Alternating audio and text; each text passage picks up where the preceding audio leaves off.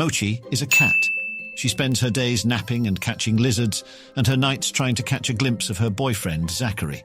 She eats the same nibbles every day and sleeps on the same chair. Most cats would see this routine as mind-numbingly boring, but it was all Mochi had ever known. And Mochi was happy. And then something very peculiar happened. Something that would forever change Mochi, something she would never quite forget.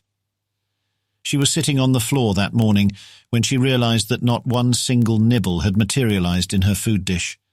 No one had showed up to pet her, play with her, or even say hi.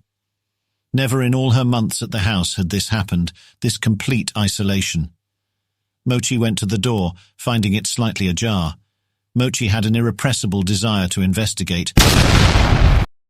Mochi couldn't investigate until she was squeaky clean from a good long cat shower.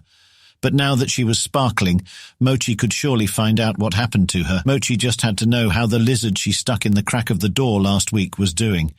She poked the lizard in a display of predatory dominance that was sure to endear her to empathetic watchers everywhere.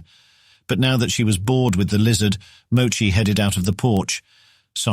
Out of her box, and sprinted with the utmost urgency to the front yard to try and figure out what was wrong.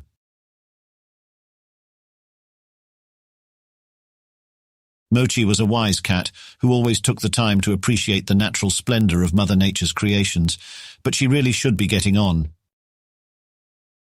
She did her best impression of an octopus and wriggled under the fence, and at last Mochi had reached the front yard. At this point, Mochi's fascination with the local plant life was bordering on morbid preoccupation. After deciding that the balance beam was not for her, she confidently marched up to the garage, where the answer to all her problems was waiting right there. Mochi had finally found it. It didn't matter that her parents were missing. Really, their only purpose was to keep her fed, and Mochi had struck the mother lode. This food could sustain her for the rest of her life, as she made this garage her new home and stayed forever and ever. Come on, Mochi. You had one job. The poor narrator couldn't stand by and watch as his story was being mucked up by some insolent cat. He tried valiantly to chase Mochi down, but she went to ground in a nearby bush. It all makes sense now. Mochi's infatuation with the plants, the escape from the garage, had all led to this shrubbery in someone's backyard. The brave narrator staked out the bush for several minutes until Mochi was bored of it, and in a feat of godlike power captured her and brought her back home.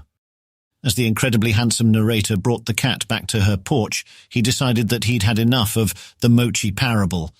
No more stupid cats and their stupid bushes. I'm going to have a cup of tea. Goodbye, everyone. Feel free to adopt this cat. I don't want it anymore.